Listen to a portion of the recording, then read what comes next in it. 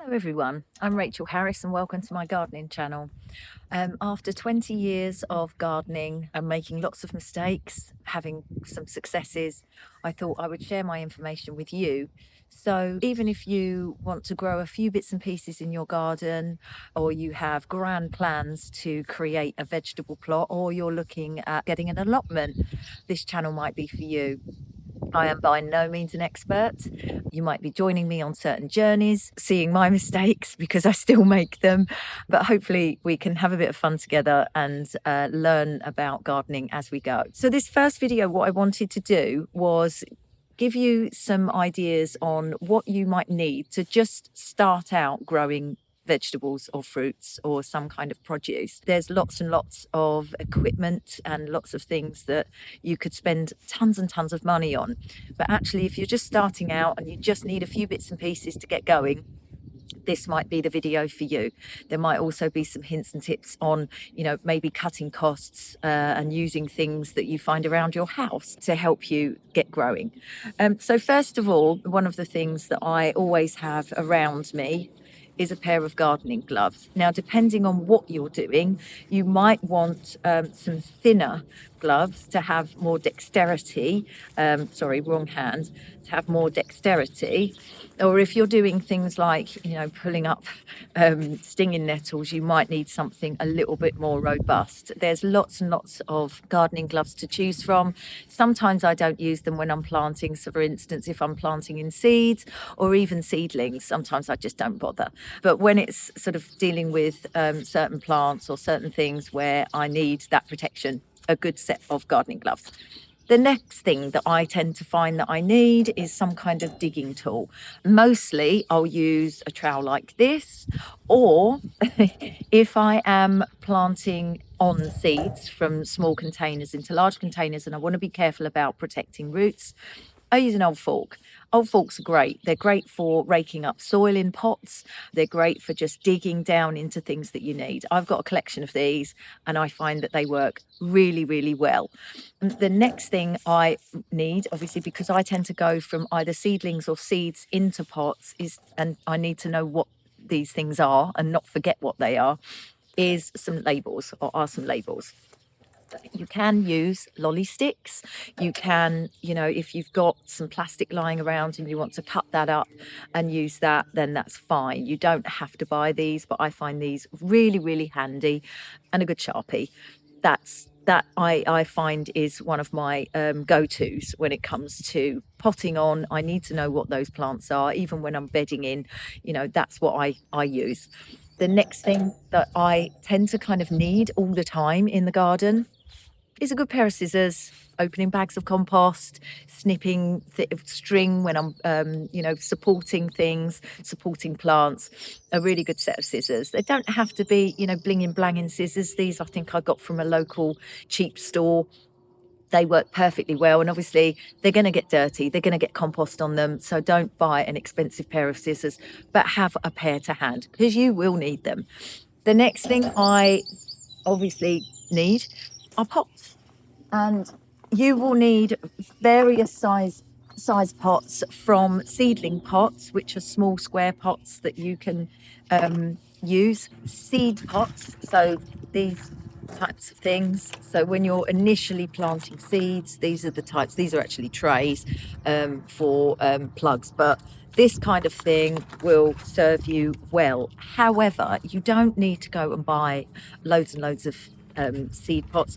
You can use, if you buy fruit and vegetables in those little plastic trays, you can use one of those, and then you can use toilet rolls. You cut them down, you put your compost in the toilet roll, plant your seeds, and then you can plant those directly into the ground. So you don't have to go and buy seed pots. There's lots of things around the house that you can use, as long as you get good drainage, and as long as you get water collection by using some kind of tray underneath, so the plant doesn't, or the seed doesn't. Sorry, I've got a plane going ahead. Welcome to my village. As long as you're not drying the seeds out, and you've got that water collection, then, you know, have a look around your house, have a look at, you know, yogurt pots, anything that will hold a small amount like this. You don't need to go and buy them if you've got those things lying around. Obviously, when you start potting on, what we call potting on, so taking that seed or that seedling from a small container like this and potting it on to a larger container, depending on what you're growing, you're going to need pots of different sizes. So, I mean, obviously, we've got pots of these sizes, this sizes, and then we go all the way up to larger pots. But, you know, you can have a look around in your garden. You can buy buckets from your local hardware store for £1, drill holes in the bottom. That makes a perfectly good pot. This is mealworm. So this is chicken feeds from when we had our chickens. You know, if I run out of pots, I'll drill a few holes for drainage in the bottom of that. That makes a perfectly good pot. I could grow a really good tomato plant in that. Absolutely fine. So have a look around your house, your garden, have a think about what you can use with regards to pots, because pots are expensive when you go to a shop and buy them. What you can also do is, if you have a local community WhatsApp or a Facebook page, you know, put out there, has anyone got any pots that, you know, they're not using? A lot of people kind of buy plants in those big plastic pots and then they'll discard the pots. And for me, that's a treasure. Absolute treasure. So, you know, pots can be expensive, so just have a think about, you know, what can I use as a vessel. I also use these very often, and these can be bought online. So these are felt vessels. These are actually massive. These are 20 gallons. So these would be something for something like a pumpkin if you wanted to grow it in a pot. You can buy those online. They come in quite reasonable actually, and they can be washed and reused.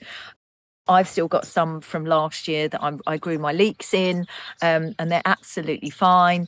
And I'm reusing those this year. Gardening can become expensive if, you know, you don't shop around. So always have a little shop around for your equipment. The next thing that I always need to hand if I'm growing climbing plants, so things like tomatoes, for example, is climbing wire. However, what I have found is that climbing wire can damage the plant, the stem of the plant. So I 9 times out of 10, I'll just use string. But you can buy these other climbing wires if you want to use those instead. You just need to tie them sort of rather loosely so that you're not squeezing the stem of that plant, because as it grows, if the climbing wire is too tight around the stem, it can damage, and it can also pierce the stem and cause infection of the plant and disease of the plant. The other thing, talking about climbing plants and other plants that we might need to support as they grow, is canes. So you can start that small. I think this is from, I don't even know what this is from. You know, whenever I get a delivery of something, whenever I go shopping at my local garden centre and I get a plant and it's got something like this in it, or if there's things lying around the house, I think, oh my God, I could use that. I mean, even a pencil, you know, you don't have to go and buy these things in bulk. You can kind of come across these things in your house. So these are tiny ones, which, you know, I can, you know, start off a cucumber plant, for example, with these, and then I will go to this length and even longer for something like a tomato plant.